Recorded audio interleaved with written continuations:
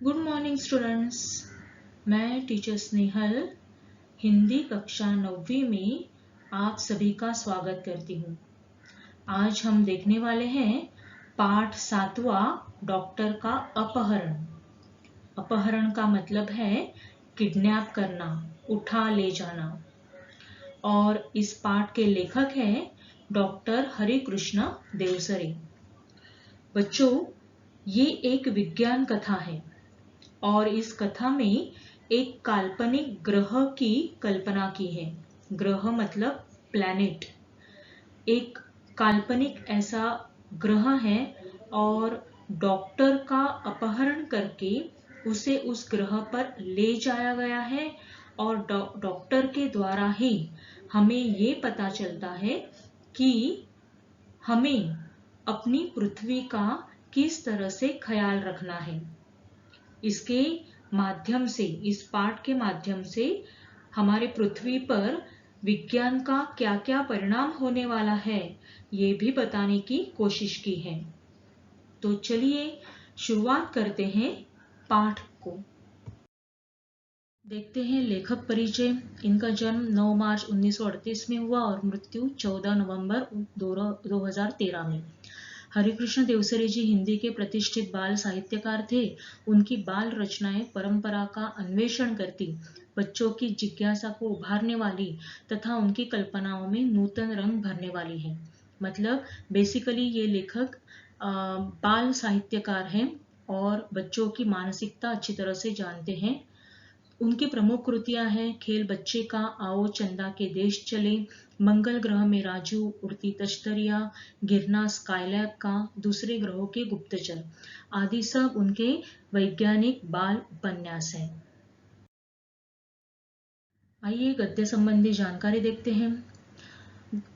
ये एक विज्ञान कथा है। कथा क्या है कि जीवन की किसी घटना का रोचक और प्रवाही वर्णन कहानी है।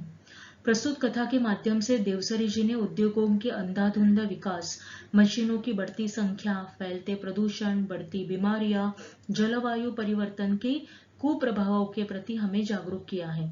मतलब इस कहानी के माध्यम से उन्होंने अपनी पूरी दुनिया में जो भी विकास चल रहा है, जो भी डेवलपमेंट हो रही है, मशीनों की संख्या बढ़ रही है और उनके कारण प्रदूषण यानी पोल्यूशन बढ़ रहा है और पोल्यूशन के कारण बढ़ती बीमारियां हो रही हैं और इन सबके पीछे जलवायु परिवर्तन यानी वातावरण में भी परिवर्तन आ रहा है और इन सब का मिलाकर जो कुप्रभाव बुरा असर हुआ है उसके प्रति हमें जागरूक रहने के लिए इस पाठ से कहा गया है। शब्दार्थ देखते हैं। लापता यानी गायब, समाचार, खबर, सीरियस गंभीर, कर्तव्य जिम्मेदारी, सहर्ष खुशी से, वायरलेस यानी तार रहित, व्यर्थ बेकार, रहस्यात्मक यानी गुप्त, ढंग यानी तरीका, प्रतीक्षा इंतजार, सौरमंडल सूर्य और अन्य ग्रहों का समूह जिसे सौरमंडल कहा जाता है, ग्रह यानी प्लैनेट, ब्रह्मांड यानी विश्व, उन्नतिशील यानी प्रगतिशील, अपहरण यानी उठा ले जाना, यान यानी सवारी, चिकित्सा शास्त्र यानी उपचार करना, उपचार पद्धति, चरम सीमा यानी अंतिम सीमा, सड़न यानी सड़ना, नाकारा यानी निकम्मा, चिमनी यानी धुआं निकालने का साधन, दैत्याकार यानी बहुत बड़ा विशाल, पर्यावरण, अंग प्रत्यारोपण यानी ऑर्गन ट्रांसप्लांट, रहस्योद्घाटन यानी रहस्य खोलना। अब देखते हैं मुहावरे कौन से आए हैं। हतप्रभ रहना यानी स्तब्ध रहना, नामो निशान मिटना यानी अस्तित्व नष्ट होना। आइए शुरू करते हैं अब पाठ। कुछ महीनों पहले आपने डॉक्टर भटनागर के अचानक लापता हो जाने का समाचार पढ़ा होगा, लेकिन उसके बाद फिर उनके बारे में कुछ भी पता न चला। मतलब यहाँ पर बच्चों डॉक्टर भटनागर एक अच्छे जाने माने डॉक्टर हैं और वो अचानक लापता हो जाते हैं, उनकी कुछ खबर नहीं मिलती है। हुआ यह था कि एक रात को लगभग 2 बजे उनके घर की कॉल बेल बज उठी। आदत के अनुसार डॉक्टर भटनागर उठ गए। उनकी पत्नी जागकर भी बिस्तर पर ही पड़ी रही क्योंकि वह जानती थी कि ऐसा तो रोज ही होता है। अब डॉक्टर का पेशा है, तो उनको जब भी बुलाया जाता है वे चले जाते हैं और उनकी पत्नी को अब इसकी आदत भी हो गई है। जब भी कोई मरीज सीरियस होता तब अस्पताल का चौकीदार उन्हें उठाने आ जाता। अगर किसी को उन्हें घर बुलाकर ले जाना होता तो वह भी आकर उन्हें जगा देता। डॉक्टर भटनागर मरीजों की सेवा करना अपना परम कर्तव्य समझते थे, इसलिए वह इसका बुरा न मानते बल्कि सहर्ष चले जाते। यानी बच्चों, अपना कर्तव्य क्या है ये डॉक्टर साहब अच्छी तरह से जानते हैं और इसीलिए वो कभी भी किसी भी वक्त ऐसे मरीजों को देखने के लिए सहर्ष यानी खुशी से चले जाते थे। कोई उन्हें फीस दे या न दे इसकी उन्हें कभी चिंता न थी। उस रात भी वह उठे और गाउन पहने ही दवाइयों का बैग उठाकर चले गए। आमतौर से होता यह था कि वह 1-2 घंटे में लौट आते थे या फिर सवेरा होते होते तो अवश्य ही आ जाते थे, क्योंकि उन्हें अस्पताल समय से पहुंचने की आदत थी। तो इस प्रकार डॉक्टर भटनागर के बारे में यहाँ पर जानकारी दी है। लेकिन एक दिन वो अचानक लापता होते हैं। तो अब आगे क्या होता है देखते हैं। किंतु उस दिन जब देर सुबह तक डॉक्टर भटनागर नहीं लौटे तब उनकी पत्नी चिंतित हुई। पहले सोचा कि शायद मरीज की हालत गंभीर होगी इसलिए देर लग गई होगी। फिर यह भी सोचा कि हो सकता है कि आज सीधे अस्पताल चले जाएं। लेकिन जब मरीज उन्हें घर पर पूछने के लिए आने लगे तब उनकी हैरानी बढ़ गई। उन्होंने मित्रों तथा अन्य कुछ संबंधियों को फोन किया और डॉक्टर साहब के बारे में पूछताछ की, किंतु कोई जानकारी न मिली। कुछ देर के लिए वह यह भी मान बैठी कि शायद वे किसी दूर के गांव में गए हो और किसी कारण जल्दी वापस न आ पाए हो। यानी बहुत राह उनकी पत्नी ने उनकी देखी, लेकिन फिर भी डॉक्टर भटनागर की कोई खबर नहीं मिली। शाम तक भी डॉक्टर भटनागर नहीं लौटे तब उन्होंने पुलिस स्टेशन को फोन किया। डॉक्टर भटनागर का इस तरह गायब हो जाना पुलिस के लिए भी हैरानी का कारण बन गया था। चारों ओर खोज शुरू की गई, वायरलेस से संदेश भेज दिए गए, क्योंकि डॉक्टर भटनागर एक जाने माने डॉक्टर थे और पुलिस भी हैरान हो गई थी। डॉक्टर भटनागर के गायब होने का समाचार बिजली की तरह शहर भर में फैल गया। उनकी पत्नी खोज के लिए केवल इतना ही सूत्र दे सकी कि डॉक्टर साहब अपनी कार में नहीं गए। उन्हें लेने के लिए कोई गाड़ी आई थी जिसके बड़े पहियों के निशान उन्होंने सवेरे घर के बाहर सड़क और फुटपाथ पर देखे थे।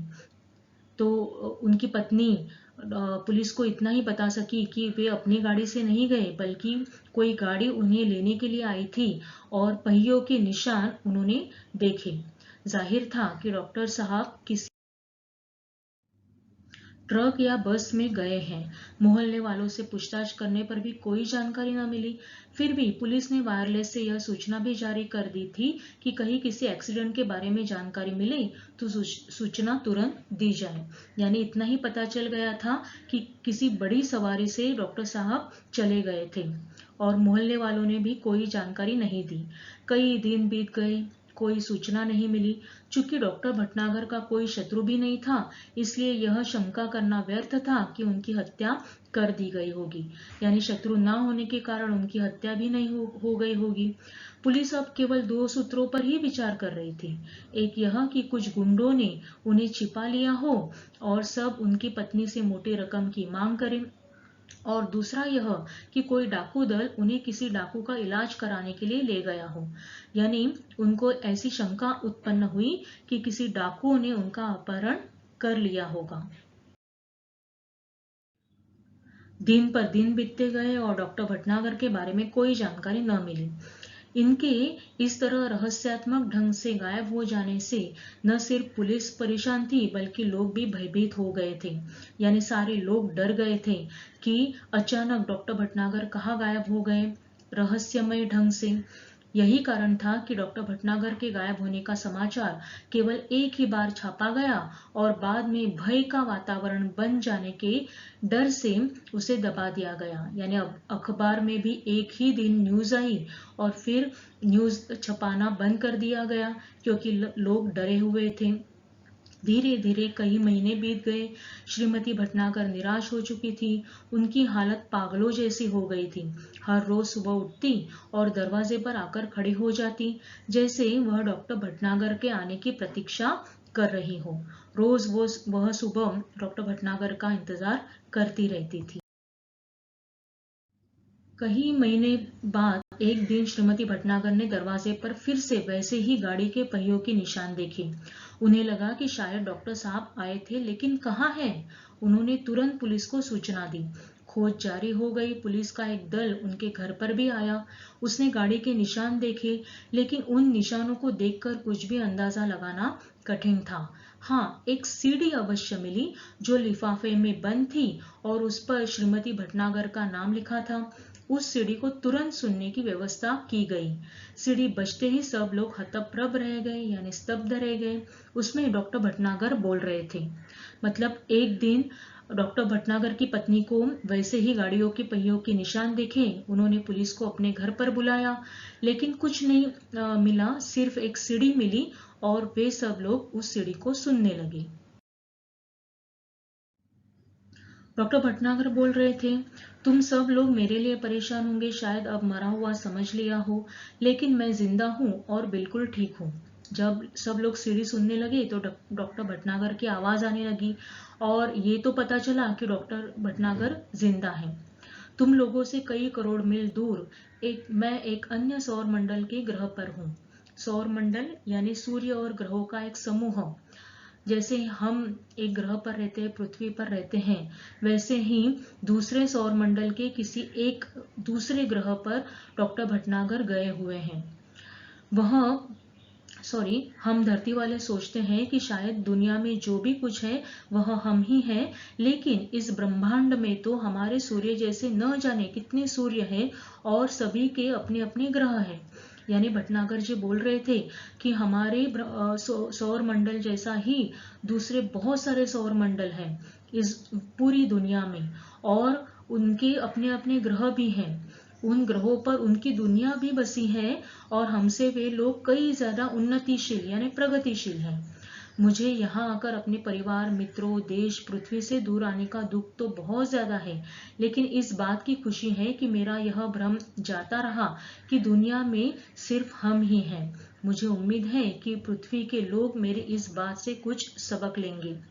मतलब वो कहना चाहते हैं कि डॉक्टर भटनागर कहते हैं कि मुझे ऐसा लगता था कि पृथ्वी पर जो इंसान है वही सर्वश्रेष्ठ है और ताकतवान है, लेकिन ऐसा नहीं है। वो जिस ग्रह पर गए हैं उस ग्रह पर जो दुनिया है, वहां के जो लोग हैं वो हमसे भी ज्यादा प्रगतिशील है और ताकतवर है। तो हमें इस बात से सबक लेनी चाहिए। अब बच्चों, ये तो पता चला कि डॉक्टर भटनागर एक दूसरे ग्रह पर हैं। अब वे अपनी कहानी बता रहे हैं कि वे वहां पर कैसे पहुंचे। हाँ, तो पहले सुनो वह कहानी कि मैं कैसे आया। अमेरिका में मेरे हुए सम्मान और मेरे ज्ञान के बारे में इस ग्रह के लोगों ने गुप्त रीति से सूचनाएं इकट्ठा की थी। मतलब बच्चों, जिस ग्रह पर डॉक्टर भटनागर को ले जाया गया, उस ग्रह के लोगों ने उनकी सारी खबर ली थी कि डॉक्टर भटनागर एक जाने माने डॉक्टर है और अमेरिका में उनका सम्मान किया गया है। उनको बहुत सारा नॉलेज है, ज्ञान है, और इसीलिए उनका सम्मान अमेरिका में हुआ है। ये सब जानकारी उस ग्रह पर रहने वाले लोगों ने इकट्ठा की थी। ये तभी से मेरा अपहरण करने की योजना बना रहे थे। यानी डॉक्टर भटनागर कह रहे थे कि वे लोग तभी से उनको उठा ले जाने की योजना बना रहे थे, प्लान कर रहे थे। उस रात को जब मैं बाहर आया तब एक आदमी ने मुझे बाहर खड़ी सवारी पर चलने का इशारा किया। मैं अपने सहज भाव से आगे बढ़ा, लेकिन उस विचित्र यान को देखकर चौंक पड़ा। एक एक विचित्र ऐसा यान, ऐसी सवारी वहां पर खड़ी थी। लोग आए उनको ले जाने के लिए, लेकिन उस यान को देखकर डॉक्टर भटनागर चौंक गए। इसके पहले मैं कोई विरोध करता या भागने की कोशिश करता, 3 लोगों की मजबूत बाहों ने मुझे जकड़कर यान के अंदर डाल दिया। यान तेजी से घूमकर सू सू की आवाज करता हुआ आसमान में उड़ गया। घबराहट के कारण मैं बेहोश हो गया था और जब मुझे होश आया तो वह यान इस ग्रह पर पहुंच चुका था। यानी उनका मुंह दबाकर उनको लेके गए और दूसरे ग्रह पर वे पहुंच गए। मुझे एक विशेष किस्म का प्लास्टिक सूट पहनाया गया ताकि मैं ग्रह के वातावरण के अनुकूल रह सकूं।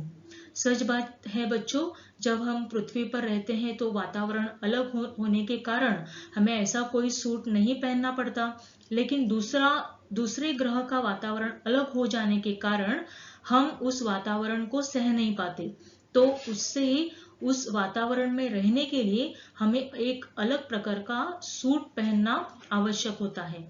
वैसा ही एक सूट डॉक्टर भटनागर को पहनाया गया।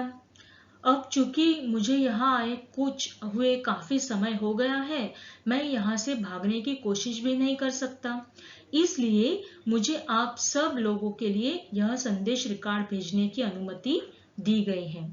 और डॉक्टर भटनागर बोल रहे थे कि बहुत समय गुजर गया तो मैंने रिक्वेस्ट की उनको, तब उन्होंने मुझे ये संदेश, ये मैसेज आप तक पहुंचाने की अनुमति यानी आज्ञा दी थी। डॉक्टर भटनागर कह रहे थे कि इस ग्रह का नाम बड़ा विचित्र सा है। यहाँ के लोग विज्ञान में बहुत आगे बढ़ गए हैं। इनके पास ऐसे यान हैं कि ये एक सौर मंडल से दूसरे तक आसानी से आते जाते हैं। जैसे हम गाड़ियां चलाते हैं वैसे ये लोग भी इन्होंने ऐसे यान बनाए हैं कि एक सौर मंडल से दूसरे सौर मंडल तक वो जाते हैं। यहाँ भी लोगों ने रहने के लिए घर बना रखे हैं, कारखाने हैं, बाजार है, बस्तियां हैं, मोटरें हैं, सभी कुछ है, लेकिन हमसे बिल्कुल भिन्न इनके अपने वैज्ञानिक सिद्धांत है। इन्हें कई सौर मंडलों और उनके ग्रहों के बारे में जानकारी है। हमारा सौर मंडल इनके सबसे निकट है, इसलिए इन्होंने आसानी से मेरा अपहरण कर लिया है। मतलब डॉक्टर भटनागर जी कहते हैं कि इनका सौरमंडल हमारे सौरमंडल से नजदीक होने के कारण उन्होंने आसानी से मेरा अपहरण कर लिया है। मेरे अपहरण का कारण जानने से पहले यह जान ले कि ये लोग चिकित्सा शास्त्र में बहुत पिछड़े हुए हैं। चिकित्सा शास्त्र यानी उपचार पद्धति, यानी बच्चों हम लोग जब बीमार होते हैं तब कोई ना कोई इलाज करते हैं। वैसे इन लोगों को इलाज करने की पद्धति मालूम ही नहीं थी। यह एक ऐसा ग्रह है जहां विज्ञान अपनी चरम सीमा तक पहुंच चुका है। यहाँ के आदमी अब आदमी नहीं मशीन हो गए हैं। यहाँ का सारा काम मशीनों से ही होता है और इसका यह नतीजा हुआ कि धीरे धीरे आदमी का महत्व कम होता गया। यानी सारी मशीनें ही मशीनें हैं और उनको चलाने के लिए आदमी लोग नहीं, सब ऑटोमेटिक हैं। अब इस पूरे ग्रह में मशीनें ज्यादा और आदमी कम हैं और जो लोग हैं वे मशीनों के गुलाम हैं। दूसरी ओर यहाँ के लोगों को एक विचित्र तरह का सड़न रोग होने लगा है। यानी शरीर का कोई अंग अचानक सड़ना शुरू हो जाता है और फिर वह आदमी मर जाता है। इस रोग का इलाज इन्हें अब तक नहीं मालूम हो सका है, लेकिन इस रोग का कारण वे मशीनें हैं जो इन्हें नाकारा बनाए हुए हैं। यानी डॉक्टर भटनागर कहते हैं कि मशीनों से ही सारा काम होता है, आदमियों को तो कोई काम ही नहीं है और इसीलिए उनका शरीर अब सड़ने लगा है। अब यहाँ के वैज्ञानिकों ने मेरे बारे में सुना। इन्होंने सोचा कि क्यों न मुझे यहाँ बुलाया जाए, तब कोई ऐसी तरकीब सोची जाए कि सड़ा हुआ अंग काटकर उसके स्थान पर दूसरा अंग लगा दिया जाए। बस इसी कारण मेरा अपहरण हुआ है। यानी इन लोगों ने सोचा कि डॉक्टर भटनागर यहाँ आएंगे, वो सड़ा हुआ शरीर का अंग निकालेंगे, दूसरा लगाएंगे तो हम लोग ठीक ठाक हो जाएंगे और इसीलिए डॉक्टर का अपहरण कर लिया गया। आज मैं यहाँ बैठकर सोच रहा हूँ कि हमारे पृथ्वी पर भी विज्ञान तेजी से उन्नति कर रहा है। उद्योगों के विकास से मशीनों की संख्या बढ़ रही है। मशीनों और कारखानों से वातावरण दूषित हो रहा है। अब सब कुछ ऐसा ही जारी रहा और ज्यादा मात्रा में हुआ तो पृथ्वी पर भी ऐसे ही दिन आने में देर नहीं लगेगी। डॉक्टर भटनागर कहते हैं कि इन लोगों ने अपनी ये हालत मशीनों के कारण बनाई है और पृथ्वी पर भी ऐसे ही दिन आने लगे हैं। आज भी पृथ्वी पर कैंसर, दिल की बीमारियां, तनाव के कारण होने वाली बीमारियां, ब्लड शुगर आदि उस भविष्य का संकेत है। यानी पृथ्वी के लोगों ने ऐसा ही इनकी तरह रहने का सोचा तो पृथ्वी के लोगों की भी स्थिति भयानक हो सकती है। इस ग्रह के लोग इन सभी मुसीबतों से गुजर चुके हैं, लेकिन इन पर ध्यान नहीं दिए। अब स्थिति यह है कि अगर तुरंत कोई उपाय न किया गया तो शायद यहाँ से इंसानों का नामो निशान मिट जाएगा। मतलब उनके ग्रह पर एक भी इंसान नहीं जिंदा बच पाएगा। बस यहाँ होगी ऊंची इमारतें, बड़े बड़े कारखाने, चिमनियां और दैत्याकार मशीनें। चिमनियां मतलब फैक्ट्री से धुआं निकालने का साधन, और दैत्याकार मशीनें यानी बहुत बड़ी मशीनें जिनके कारण हमें बहुत तकलीफ होती है। आप सोच रहे होंगे कि जो देश विज्ञान में इतना आगे बढ़ चुका है वह चिकित्सा शास्त्र में इतना पीछे कैसे रह गया। मतलब जो लोग अपनी इतनी प्रगति कर रहे हैं वे लोग इसका इलाज क्यों नहीं ढूंढ पा रहे हैं। इसका कारण यह रहा है कि यहाँ के निवासियों का शरीर मजबूत होता है। उनकी ऊपरी चमड़ी मोटे प्लास्टिक जैसे पदार्थ की बनी होती है। इस पर हवा, पानी या मिट्टी का कोई असर नहीं होता। हाँ, जब ये बच्चे रहते हैं तब अवश्य यह चमड़ी नरम रहती है, लेकिन बाद में धीरे धीरे वह सख्त हो जाती है। यह सब यहाँ की जलवायु का प्रभाव है, यानी वहाँ के वातावरण का असर है। यहाँ लोग बीमार ही नहीं पड़ते, इसलिए उन्हें चिकित्सा की जरूरत ही नहीं पड़ती। और जब किसी चीज की जरूरत ही ना हो तो भला उसके बारे में कोई कैसे सोच सकता है। इसी कारण ये लोग चिकित्सा शास्त्र में पीछे रह गए हैं, किंतु अब इन पर मुसीबत आ गई है। मतलब बच्चों ये जानते ही नहीं है कि अगर हम लोग बीमार पड़े तो इसका इलाज क्या है, क्योंकि उन्होंने कभी भी इसके बारे में सोचा ही नहीं था, क्योंकि लोग बीमार होते ही नहीं थे। उनकी चमड़ी मोटी होने के कारण उन पर किसी का भी असर नहीं होता था, लेकिन अब असर होने लगा है, चमड़ी सड़ने लगी है और इसीलिए इन पर मुसीबत आ गई है। मैंने सड़न रोग का अध्ययन कर लिया है और इनके शरीर की बनावट का भी, किंतु समस्या यह है कि पृथ्वी के चिकित्सा सिद्धांतों को यहाँ लागू नहीं किया जा सकता। फिर भी कोशिश कर रहा हूँ। मतलब बच्चों भटनागर जी कह रहे हैं कि मैंने सब कुछ अच्छी तरह से देख लिया है, सब पढ़ाई शुरू कर दी है, लेकिन प्रॉब्लम ये है कि पृथ्वी के जो इलाज है वो इलाज हम लोग उस ग्रह के लोगों पर नहीं कर सकते हैं। इस घातक रोग के इलाज के लिए दवाएं बनाना है, अंग प्रत्यारोपण के लिए भी दवाएं तथा आवश्यक साज सामान बनवाना है। अंग प्रत्यारोपण यानी ऑर्गन ट्रांसप्लांट, तो ऐसे सब करने के लिए बहुत सारी चीजों की आवश्यकता होगी। ये काम अकेले मेरे लिए कर पाना संभव नहीं है। मेरा छुटकारा भी यहाँ से तभी होगा जब मैं इन्हें इस मुसीबत से बचने का रास्ता बता सकूं। इसलिए अब ये लोग योजना बना रहे हैं कि मेरी सहायता के लिए पृथ्वी से कुछ और वैज्ञानिकों और डॉक्टरों को लाया जाए। मैं उनकी बात से सहमत नहीं हूं। यानी इन लोगों ने अब सोचा है कि अगर डॉक्टर साहब ये सब ऑर्गन ट्रांसप्लांट करते हैं तो हम लोग ठीक हो जाएंगे, लेकिन डॉक्टर की मदद के लिए पृथ्वी से और डॉक्टरों को यहाँ पर अपहरण करके लाना होगा। मैं तो चाहता हूं कि ये लोग स्वयं ही सारी बातें सीख ले और अपना इलाज अपने आप ही करें, किंतु उसके लिए ये अभी तैयार नहीं है।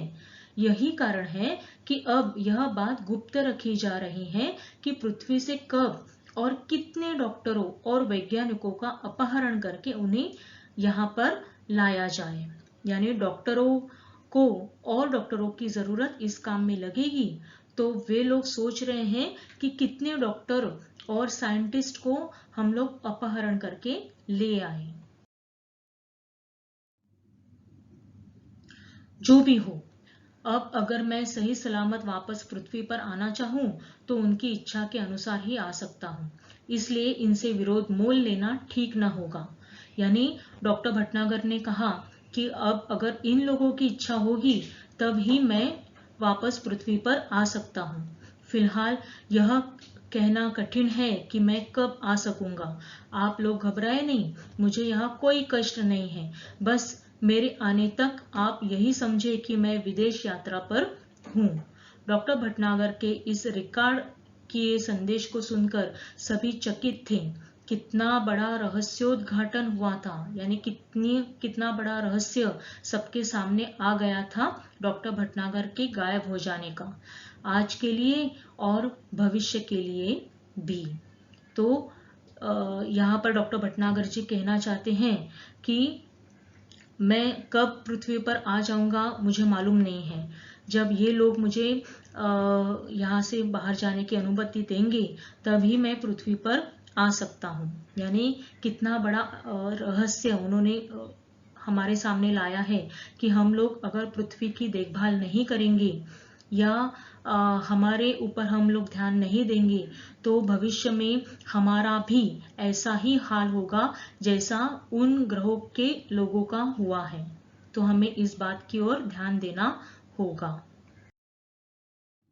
बच्चों, इस प्रकार इस पाठ में हमने देखा है कि किस तरह से पृथ्वी को हमें बचाना है, क्योंकि पृथ्वी पर हमारे कारण बहुत प्रदूषण बढ़ रहा है। हम लोग सिर्फ अपनी उन्नति कर रहे हैं लेकिन पृथ्वी की रक्षा हम लोग नहीं कर पा रहे हैं, जिसके कारण हमें उसके बहुत बुरे असर हमारे ऊपर हमें देखने को मिल रहे हैं।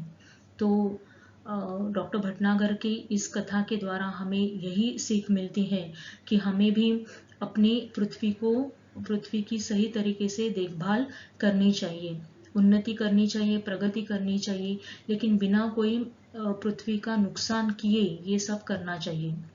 मुझे आशा है कि ये पाठ आपको समझ में आ गया होगा। इसका स्वाध्याय आप अगले वीडियो में देखने वाले हैं। तब तक के लिए थैंक यू।